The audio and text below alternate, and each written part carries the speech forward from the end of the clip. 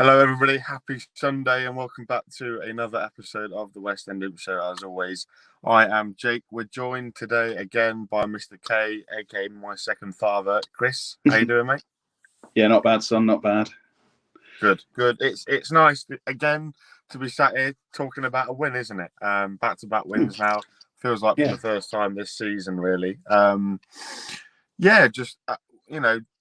Obviously we'll start where it all began at 2:00 when the team came out. Obviously, we were unchanged from the resounding victory over Accrington on Saturday of last week. Wasn't too many surprises, really. And the one thing I wanted to ask you, actually, Chris, was do you think we're getting more out of Jack Diamond now that we've moved him over to the right and then Shadipo is playing out on the left? Do you think that's an interesting blend, and do you think that maybe is helping Jack rediscover the form that we saw earlier on in the year? Possibly, yeah. The lineup, I was really pleased that it was unchanged from Accrington, because obviously I wasn't at Accrington and I really wanted to see. Obviously, I knew Aaron was going to play. But yeah, I was really keen to see that formation and that setup. But possibly, I feel like possibly you don't want to put too much weight on one player, but certainly the impact of Ethan in the middle, I think, is allowing the likes of Teddy Bishop, although he was a bit quiet yesterday, but Jack Diamond to be a little bit freer. I think they kind of have a little bit of that defensive responsibility. They're a bit more secure, aren't they? Because they know. I mean, I watched Ethan very closely yesterday because it's the first time I've seen him, and he reminds me so much of Bridcut, and kind of he's like a 21-year-old Bridcut, and if we can keep him for a year, that's going to be amazing. But you know, he's going to go on to much bigger things. I'm sure of that. But yeah, I think possibly just having that confidence in the stability in the midfield, between the midfield and the defence, is possibly allowing the likes of Diamond, who was, impressive yesterday.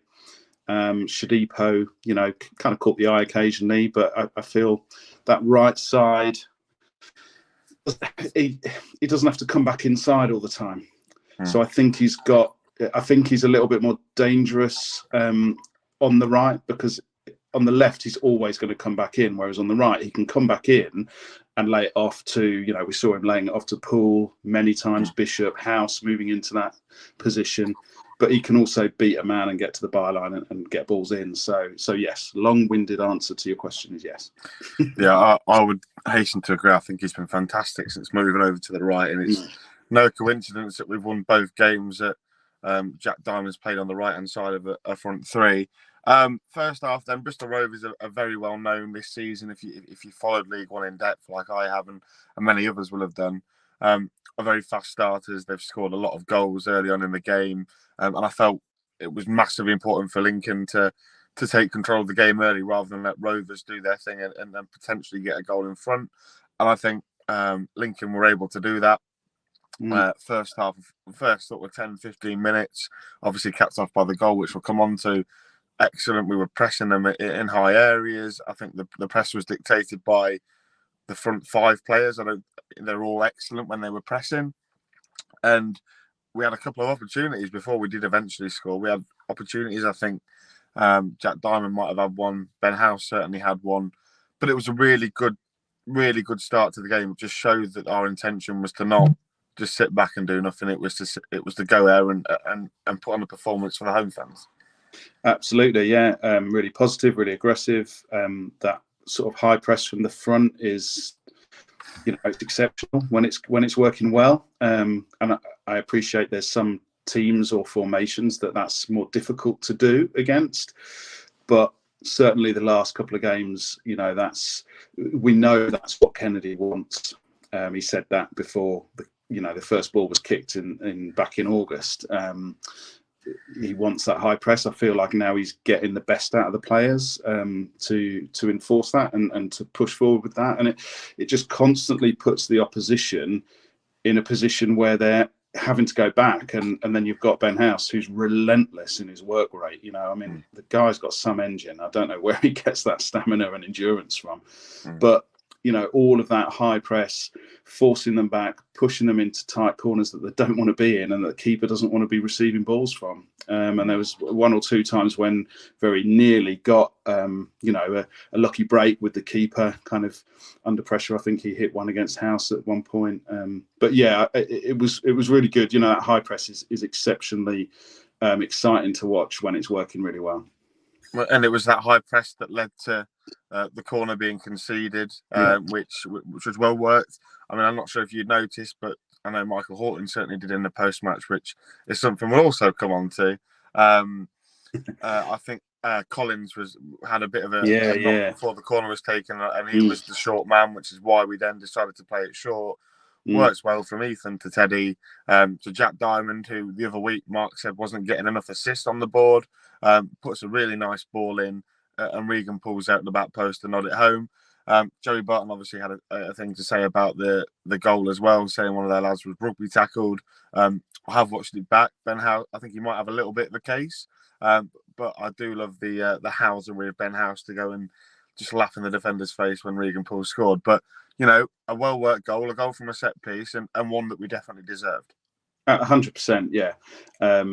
We definitely were the much brighter, much more forward-thinking and attacking side in those first exchanges. And do you know what? I mean, you could look at every single corner, and there would be some element of holding, shirt pulling, grabbing arms. And you either go to the extreme of every time you see it, you're either given a foul or a penalty.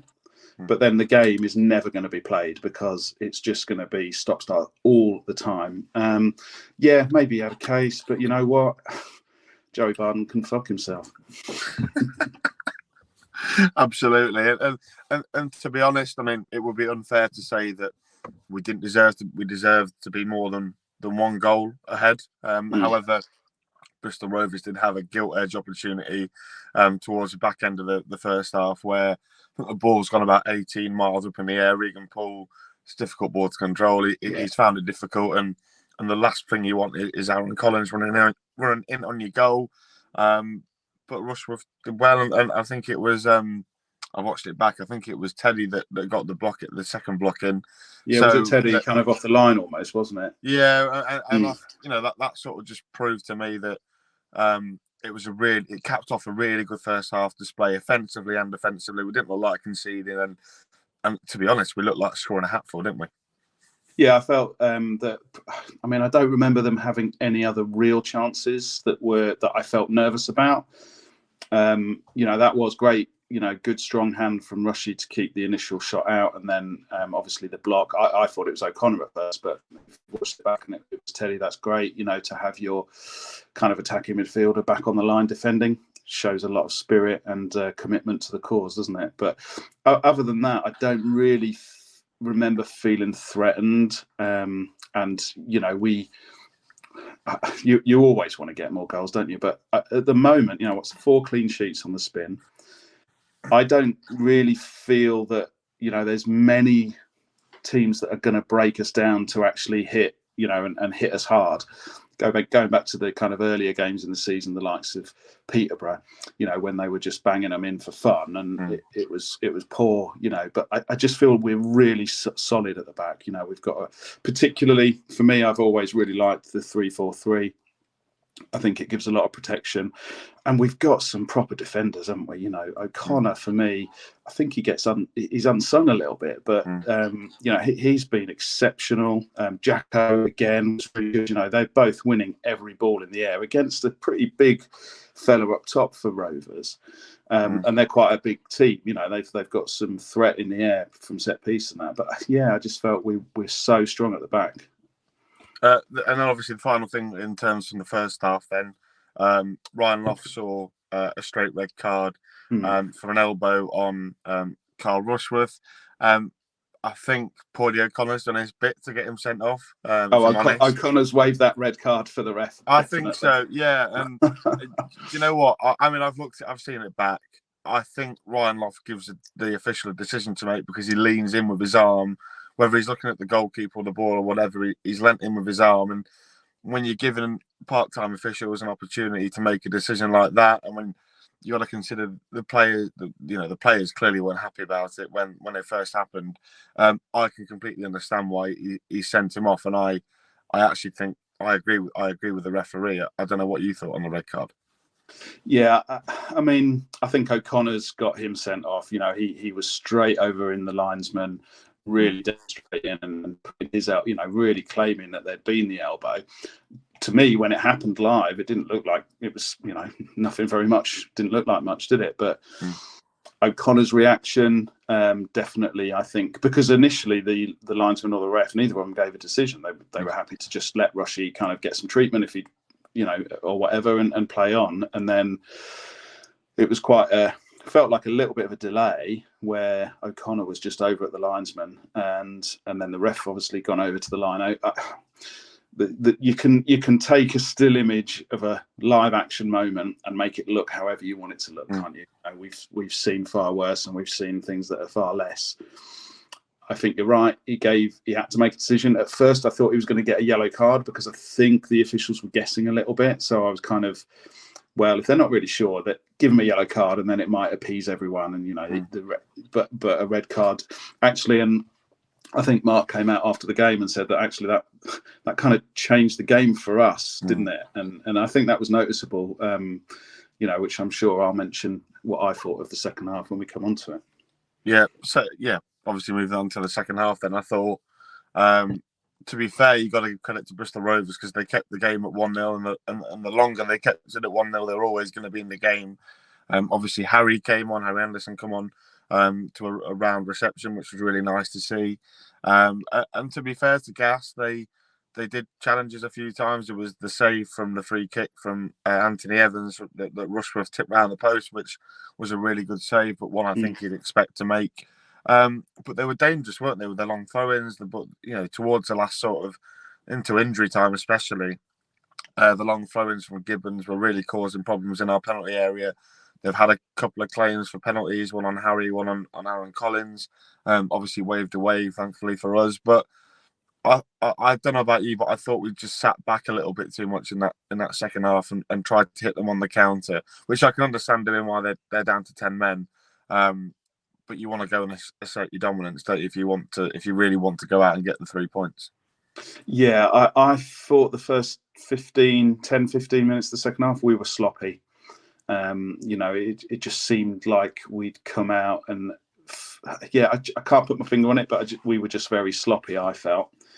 Allowed them back into the game when actually we should have started the second half in exactly the same way we started the first. We should have been really aggressive, pushing for that second goal, because I do think they had a penalty shout, and I probably would have been raging if we'd not been given one like that, because it did look in the moment as if, I can't remember if it was the one on Harry or not, but yeah, it certainly would have possibly, a penalty. But yeah, I just thought we were a bit sloppy, and we sat deep. We kind of retreated a little bit.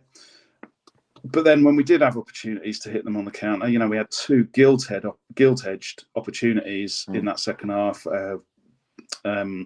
Plange and then Diamond, both breaking, going through, almost from in our own half as they were coming onto us.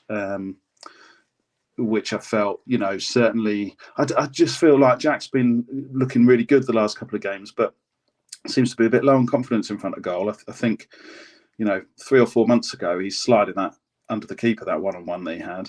But credit the defender who got back really well and did really well. But yeah, it was just a bit sloppy, and 1-0, the clock's ticking around, and then you've got Marquis coming on, and you're just thinking, here we go. Anderson crosses it in. Marquis heads it home for an 84th minute equaliser. But thankfully that didn't happen. Yeah, I think we had opportunities on the break, like you say, Jack Diamond. I think you got to give credit to the like you said, to the lad on loan from Liverpool that they signed, and he's gone back he did really well to get back. But I just feel that I just feel I think he he just kind of seemed to not really put the burners on. I don't know if it's just a little bit of a lack of confidence in front of goal. Maybe, I don't know, but. Yeah, and then obviously moving on to the subs that come on. So I think Last came on, Luke Plange came on, Charles Vernon came on. I don't think I'm missing anybody. So we only made 3 subs, I think, yesterday. Yeah. But I thought Last came on and did all right. Didn't effectively have to do much, just stood there and mark the space. Vernon didn't do much, but I want to focus on the sub appearance of Luke Plans because I actually was quite impressed with him. Yeah, I thought he provided some really good centre forward play. Made an immediate impact. We got the ball up there and it stuck to him, and we were able to get runners around him. Obviously, there's the incident on the halfway line with the defender that gets a booking.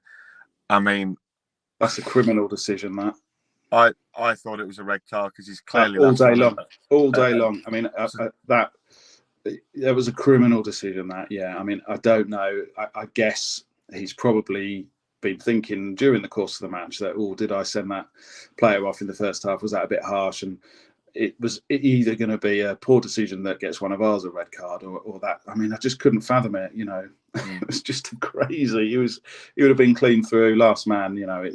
It was more of a last man clean through than Accrington last week. And you can just tell that Plans is desperate to get his first goal, can't you? Snatched at a couple of opportunities. One went just over the bar. One deflected just wide of the post. I think he's saving himself for Derby on Tuesday to score a winner at Pride Park, which I'm sure he'll absolutely love. But overall, a decent performance, and over the 90 minutes we shaded it, didn't we? And to be honest, obviously, all the antics at full time with Joey Barton and which we'll come into now with Ethan Errahon, a little bit unsavoury. We'll talk about that afterwards. We'll do man of the match first because we want to focus on the positivity. Chris, your man of the match, please.